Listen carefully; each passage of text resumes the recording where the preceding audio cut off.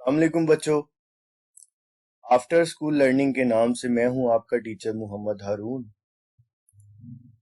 आज हम ninth class के मैथ की एक्सरसाइज 2.5 को हल करेंगे और उसका जो क्वेश्चन नंबर 2 है और क्वेश्चन नंबर 3 है और क्वेश्चन नंबर 4 जो है वो देखेंगे हम कैसे हल करते हैं। क्वेश्चन नंबर 2 स्टार्ट करते हैं। क्वेश्चन नंबर 2 में है right the conjugate of the following numbers. ये हमारे पास एक कम्प्लेक्स नंबर है, हमने इसका कॉन्जुगेट लिखना है। 2.5 का जो पहला लेक्चर है उसके इंट्रोडक्शन में मैंने आप लोगों को कॉम्प्लेक्स कॉन्जुगेट की डेफिनेशन समझाई हुई है। कॉम्प्लेक्स कॉन्जुगेट या कॉन्जुगेट बेसिकली जब आप किसी भी कॉम्प्लेक्स नंबर के अयोटा का सिंबल चेंज कर देते हो, अगर उसके साथ प्लस का साइन है तो उसको माइनस में कन्वर्ट कर देते हो, और अगर उसके साथ माइनस का साइन है तो उसको प्लस में कन्वर्ट कर देते हो, तो आपके पास जो नया कॉम्प्लेक्स नंबर बनता है वो पुराने वाले कॉम्प्लेक्स नंबर का कॉन्जुगेट कहलाता है। तो दूसरे सवाल में हमने सिर्फ इतना करना है कि हमारे पास ये जो कॉम्प्लेक्स नंबर है इसमें ये जो अयोटा वाली वैल्यू है इसका साइन चेंज कर देना। जब आप इस 3 अयोटा का साइन चेंज करोगे तो पहले आपके पास है 2 + 3 अयोटा, बाद में आपके पास हो जाएगा 2 - 3 अयोटा। इसी तरह से इसका जो कॉन्जुगेट है वो बन जाएगा 3 + 5 अयोटा। हमने सिर्फ अयोटा वाली वैल्यू का साइन चेंज कर दिया। यहाँ पे अयोटा के साथ माइनस का साइन है तो इसका जो कॉन्जुगेट है वो हमारे पास प्लस अयोटा आ जाएगा। यहाँ पे हमारे पास अयोटा के साथ प्लस है तो जब हम उसका कॉन्जुगेट लेंगे तो हमारे पास आंसर आएगा -3 - 4 अयोटा। क्वेश्चन नंबर 5 में -4 माइनस अयोटा है, जब हम इसका कॉन्जुगेट लेंगे -4 एज इट इज रहेगा, अयोटा का साइन चेंज कर दिया तो वो प्लस अयोटा हो गया। इसी तरह से क्वेश्चन नंबर 6 में अयोटा -3 है तो ये माइनस अयोटा -3 हो जाएगा। अब ये सवाल करते हुए अक्सर बच्चे जो है वो एक गलती करते हैं। अगर आप ये पहला सवाल देखो, ये दूसरा सवाल देखो, ये तीसरा सवाल देखो और ये क्वेश्चन नंबर 5 देखो, सॉरी ये क्वेश्चन नंबर 4 है और ये क्वेश्चन नंबर 5 है, इसमें जो अयोटा वाली वैल्यू है वो बाद में लिखी हुई है। अब जब हम बच्चों को समझाते हैं और कि जो कॉन्जुगेट है उसमें अयोटा वाली वैल्यू का साइन चेंज करना है, और जब हम आंसर लिखते हैं तो हम दरमियान वाला साइन चेंज कर देते हैं। इन दोनों सवालों में भी हमने दरमियान वाला साइन चेंज किया है और इन दोनों सवालों में भी हमने दरमियान वाला साइन चेंज किया है। तो बच्चा कोई भी चीज याद करने के लिए उसकी निशानी रखता है। अब बच्चे निशानी क्या रखते हैं? बच्चा ये करता है कि वो अपने जहन में बिठा लेता है कि जब भी हमने कॉन्जुगेट निकालना है किसी कम्प्लेक्स नंबर का तो हमने उसका दरमियान वाला साइन चेंज करना है। ये एक गलत निशानी है। आपने हमेशा ये बात अपने जहन में रखनी है कि जब भी किसी कम्प्लेक्स नंबर का कॉन्जुगेट लेना है तो आपने अयोटा वाली वैल्यू का साइन चेंज करना है। अब ये जो कम्प्लेक्स नंबर है इसमें अयोटा पहले लिखा हुआ है और जो रियल पार्ट है वो बाद में लिखा हुआ है। अब अगर बच्चा ये निशानी जहन में रखेगा कि दरमियान वाला साइन चेंज करना है तो उसके हिसाब से जो कॉन्जुगेट बनना चाहिए वो अयोटा +3 बनना चाहिए, जो कि गलत है। हमने कॉन्जुगेट निकालते हुए क्या बात जहन में रखनी है कि जो अयोटा वाली वैल्यू है उसका साइन चेंज करना है। इसमें अयोटा पहले था इसलिए हमने सिर्फ अयोटा का साइन चेंज किया, -3 वैसे का वैसे आ गया। क्वेश्चन नंबर 3 पे चलते हैं जी। ये सवाल की स्टेटमेंट लिखी हुई है। ये हमें कुछ कम्प्लेक्स नंबर दिए हुए हैं, इन कम्प्लेक्स नंबर के रियल और इमेजिनरी पार्ट को हमने सेपरेट करना है। मैं एक बार फिर आप लोगों को बता देता हूँ रियल और इमेजिनरी पार्ट क्या होता है। इसके बारे में मैं 2.5 एक्सरसाइज का जो पहला लेक्चर है उसके इंट्रोडक्शन में बता चुका हूँ। लिंक जो है वो उस वीडियो का मैं डिस्क्रिप्शन में बता दूंगा। तो अगर आपको रियल और इमेजिनरी पार्ट का नहीं पता तो आप सबसे पहले वो वाली वीडियो देखिएगा। मैं यहाँ पे आप लोगों की अंडरस्टैंडिंग के लिए एक बार दोबारा बता देता हूँ। किसी भी कम्प्लेक्स नंबर के दो पार्ट्स होते हैं, एक रियल पार्ट होता है और एक इमेजिनरी पार्ट होता है। वो वैल्यू जो अयोटा के बगैर होती है उसको रियल पार्ट कहते हैं, और वो वैल्यू जो अयोटा के साथ होती है उसको इमेजिनरी पार्ट कहते हैं। अब ये जो कम्प्लेक्स नंबर है फर्स्ट वाला, इसमें लिखा हुआ है 1 प्लस अयोटा। तो मैं इस कम्प्लेक्स नंबर को बच्चों की अंडरस्टैंडिंग में आसानी के लिए इस शक्ल में लिख लेता हूँ, क्योंकि अगर किसी चीज के साथ कोई नंबर नहीं होगा तो उसके साथ 1 होता है। तो हमने इसको लिख लिया 1 प्लस 1 अयोटा।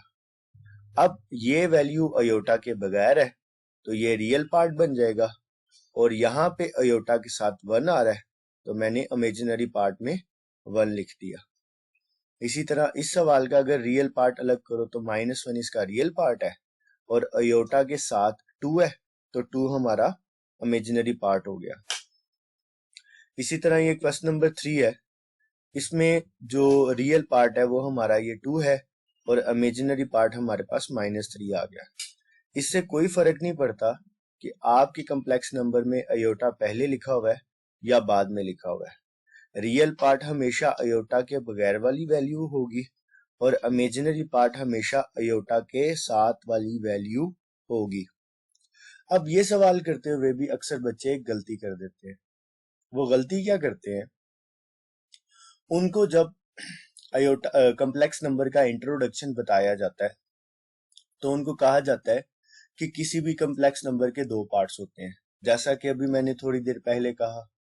तो बच्चे क्या करते हैं, बच्चे अपने हिसाब से इसकी निशानी रख लेते हैं कि जो अयोटा के बगैर वाला है वो एक पार्ट है और जो अयोटा वाली है वो अयोटा वाली जो वैल्यू है वो दूसरा पार्ट है।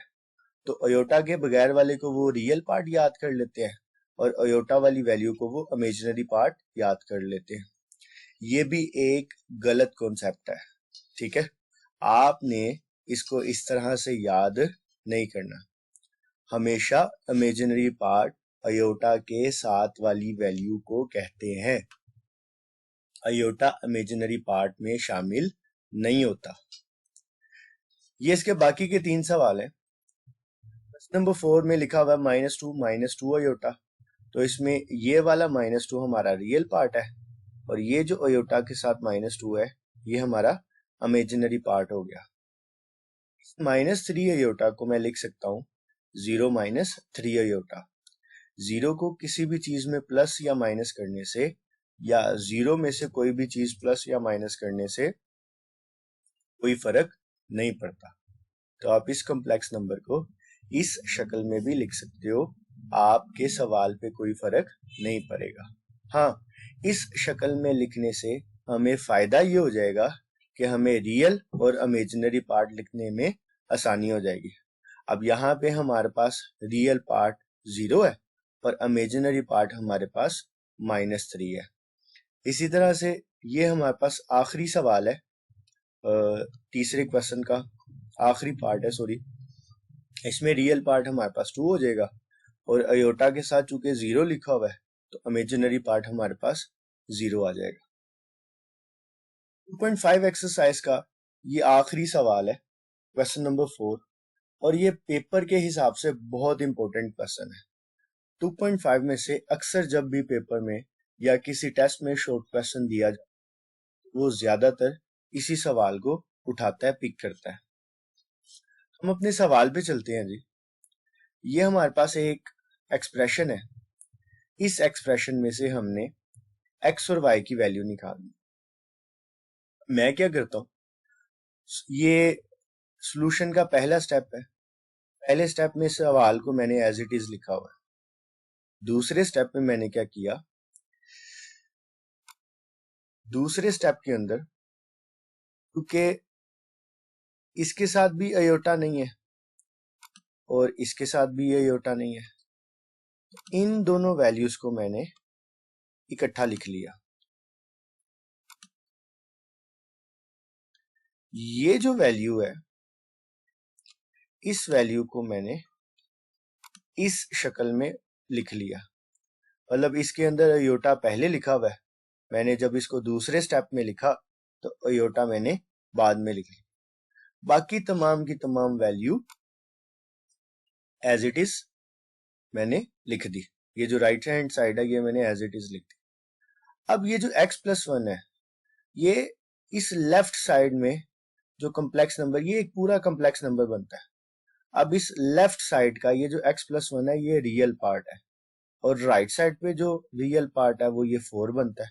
तो मैंने x+1 को 4 के बराबर कर दिया, और ये जो अयोटा के साथ y लिखा हुआ है ये इमेजिनरी पार्ट है लेफ्ट साइड का, और यहाँ पे अयोटा के साथ जो -3 लिखा हुआ है ये इमेजिनरी पार्ट है राइट साइड का। तो मैंने रियल पार्ट को रियल पार्ट के बराबर लिख लिया और इमेजिनरी पार्ट को इमेजिनरी पार्ट के बराबर लिख लिया। अब ये 1 लेफ्ट साइड पे प्लस हो रहा है, जब आप इसको राइट साइड पे लेके आओगे तो ये 4 में से माइनस हो जाएगा, और जब आप 4 में से 1 को माइनस करोगे तो 3 आंसर आ जाएगा। y की वैल्यू हमारे पास डायरेक्ट आ गई है -3। ये थी हमारी एक्सरसाइज नंबर 2.5। इंशाल्लाह अगली वीडियो में मैं 2.6 के ऊपर बात करूंगा।